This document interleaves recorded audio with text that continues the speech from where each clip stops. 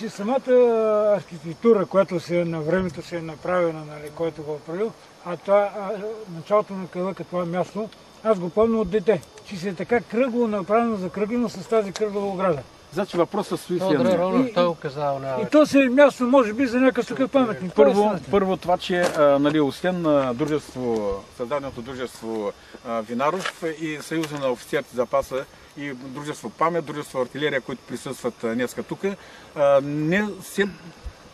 други сдружения и други граждански организации не отбелязаха днешния празник. На един голям наш съгражданин, един почетен гражданин на нашия плевен. И след това вече отново поставяме въпроса за мястото на паметника и за улицата, която трябва да носи неговото име в постъпите, които идват от средата там някъде до тук, до Калъка.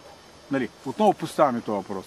Но аз пак казвам и държа на това да отбележим, че денят не беше отбелязан по подобаващия начин. Защото ние да се възложим, защото ние сме се сетили. Другото е полза, защото хората не знаят какво е значението на това, което е направил този човек. Подарил най-същественото. Не само най-същественото. Колко парка има такива, какъвто е Плевенския в света? Няма. 6 или 7 са. И той, дето е във Виена, дето казват Прадо ли беше.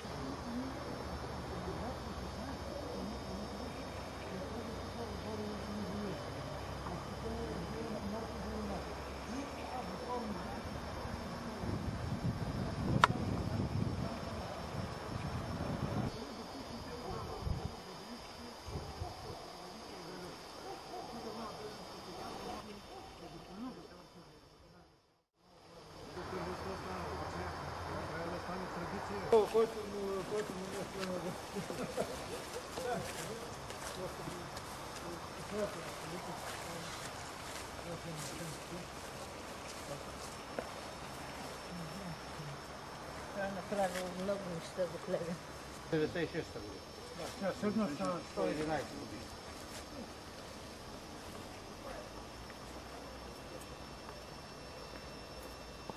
Малкото чак.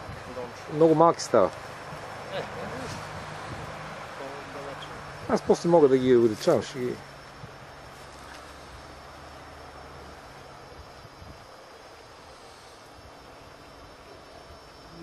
А пък това дружество, което го обявихте, което го обявиха във вестник, аз отново разбрах, че го намерих. Дружеството на името на Иван. Той е писател, това е писател. Вие сте били в Долните поли или в Долните поли? В посредник от 20 февруари има публикация именно за създание. Аз там разбрах. Аз имам вестник. Ама то така трябва, чрез медии, чрез средства за масова информация трябва да се... Ние се малко завиждаме, често се виждаме.